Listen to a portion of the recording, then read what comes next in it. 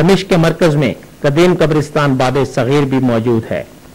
اس قبرستان میں بہت سے اہل بیت رسول اور اصحابہ کرام کی قبریں ہیں۔ ان میں ایک قبر صحابی رسول حضرت بلال حبشی رضی اللہ تعالیٰ عنہ کی ہے۔ حضرت بلال حبشی رضی اللہ تعالیٰ عنہ افریقی نژاد تھے۔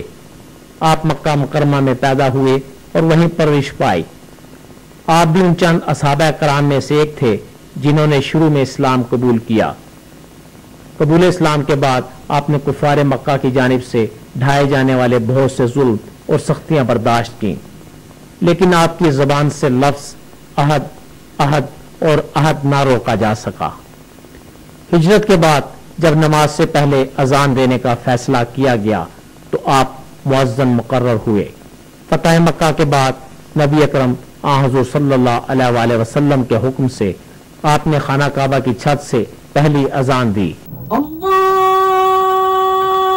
اکبر اللہ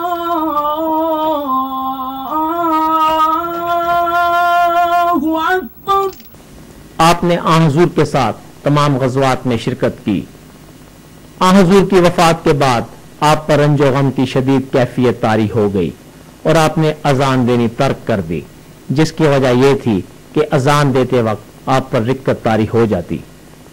کچھ مدت اسی درد و غم میں گزارنے کے بعد آپ اسلامی فوجوں کے ساتھ ملک شام چلے گئے، جہاں سے آپ مختلف جنگوں میں حصہ لیتے رہے اور وہیں مستقل رہائش اختیار کر لی۔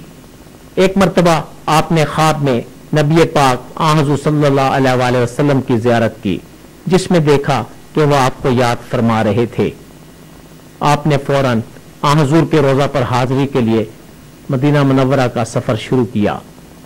روضہ مبارک پر حاضری دینے کے بعد مدینہ منورہ میں حضرت امام حسن اور حضرت امام حسین علیہ السلام نے آپ سے اذان دینے کی فرمائش کی۔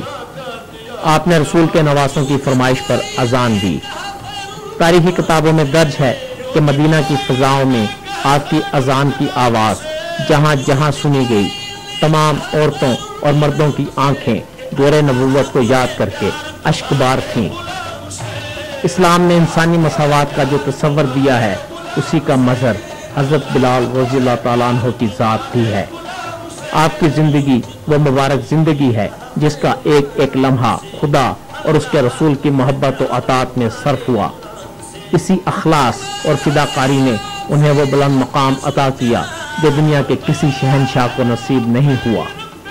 ادائے دید سراپا نیاز تھی تیری، کسی کو دیکھتے رہنا نماز تھی تیری، اذاں ازل سے تیرے عشق کا ترانہ بنی، نماز اس کے نظارے کا ایک بہانہ بنی۔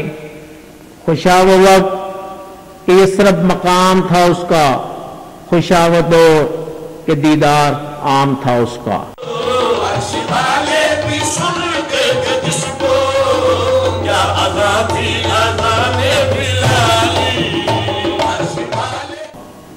آپ کی وفات 20 ہجری میں ہوئی۔